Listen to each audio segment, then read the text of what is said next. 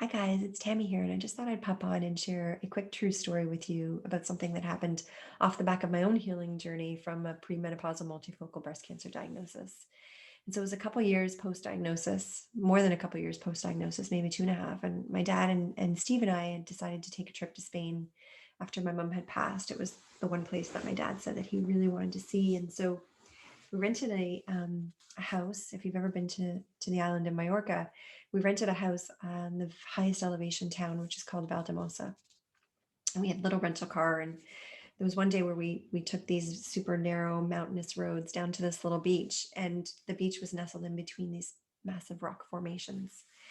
And so we get there and we unpack and we're doing our thing, and I get it up to go into the water, and I get to about neck deep.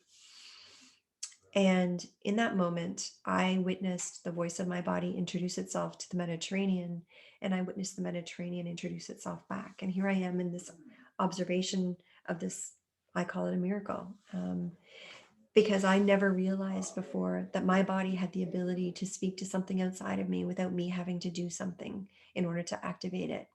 And so what I found is that over time, I had been slowly, in the 2 years post breast cancer diagnosis, I was slowly inviting the voice of the child back into the center of the room, where it was starting to build its confidence and feel more comfortable in using its voice and not having me saying, "You're not worthy of being listened to. You're not worthy of being listened to." I had spent those 2 years really wanting that child, wanting the voice of my body to feel comfortable and confident in speaking, and having me bring my awareness to it and listen and support it. We're organically three voices. Our wholeness is made up of three voices. We're these multilingual beings, but we don't pay attention a lot of the time to some of the voices that we have. We're great with the language of the mind, which comes through interpretation. We've got that one down pat. We're getting better at listening to the voice of surrender. And in fact, this last 18 months has really shown us um, this pathway to listening more to this voice of surrender. But even in the space of being better at listening to those two things, we're still missing that one piece. We're still missing that all important ingredient to our wholeness, which is listening to the voice of our body and allowing it to feel confident to speak.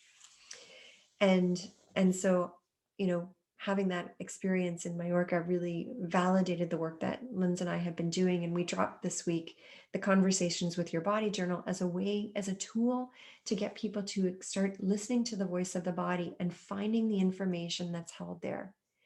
Because there is so much valuable information that's important to our healing journey, that when brought to the surface and attuned to, and when brought to the surface and reframed, that there is this incredible opportunity to heal at an even deeper level.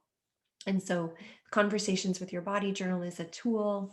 It's an interactive journal. We provide it to you. It's online, and then you go in and make your entries, and then Linz and I come in and we interact with you, and we start to pull even more valuable information that is residing in the specific body parts. And then we're having group calls to really talk about our experiences and support each other through the journey. So not only is it healing through uncovering what's being held in the physical body, but it's also healing in community with others who are also doing that similar work. So thanks for listening. As always, I am so grateful for you and grateful for this community. And I'm excited to see your own miracles unfold. Have a great day.